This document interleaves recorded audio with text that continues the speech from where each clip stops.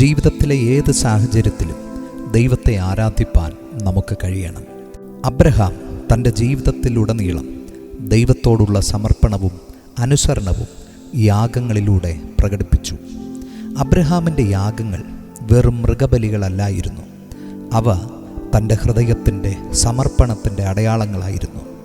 ഉൽപ്പത്തി പുസ്തകം 12-ാം അധ്യായം 7-ാം വാക്യം വായിക്കുമ്പോൾ, ദൈവശബ്ദം കേട്ട് എവിടേക്ക് എന്നറിയാതെ സ്വന്തം ദേശം വിട്ട് ഇറങ്ങിത്തിരിച്ച അബ്രഹാം കനാനിൽ എത്തിയപ്പോൾ, ഈ ദേശം ഞാൻ നിനക്കും നിൻ്റെ സന്തതിക്കും നൽകും എന്ന് ദൈവം അവനോട് പറഞ്ഞപ്പോൾ, തനിക്ക് പ്രത്യക്ഷനായ ദൈവത്തിന് യാഗപീഠം പണിത് ആരാധിക്കുകയാണ് അബ്രഹാം ആദ്യം ചെയ്തത്. ഉൽപ്പത്തി പുസ്തകം 12-ാം അധ്യായം 8-ാം വാക്യത്തിൽ വീണ്ടും ഒരു യാഗപീഠം താൻ പണിത് ആരാധിക്കുന്നു. ഇവിടെ പ്രത്യേക കാരണങ്ങൾ ഒന്നും പറയുന്നില്ല, എന്നാൽ അത് തൻ്റെ ജീവിത ശൈലിയായിരുന്നു എന്ന് മനസ്സിലാക്കാൻ കഴിയും.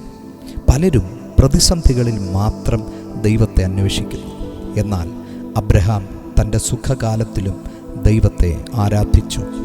ഉൽപ്പത്തി പുസ്തകം 13-ാം അധ്യായം 18-ാം വാക്യത്തിൽ ലോത്ത് തന്നെ വിട്ടു പിരിഞ്ഞ ശേഷം ഹെബ്രോനിലെത്തിയ അബ്രഹാം യാഗപീഠം പണിത് ദൈവത്തെ ആരാധിച്ചു.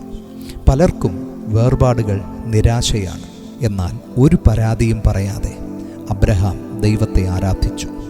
അബ്രഹാമിൻ്റെ യാഗങ്ങൾ വിശ്വാസത്തിൻ്റെ പ്രകടനമായിരുന്നു. അവ അനുസരണത്തിൻ്റെ അടയാളമായിരുന്നു. അതിനാൽ യാഗങ്ങൾ അബ്രഹാമിന് അനുഗ്രഹത്തിലേക്കുള്ള വഴിയായിരുന്നു.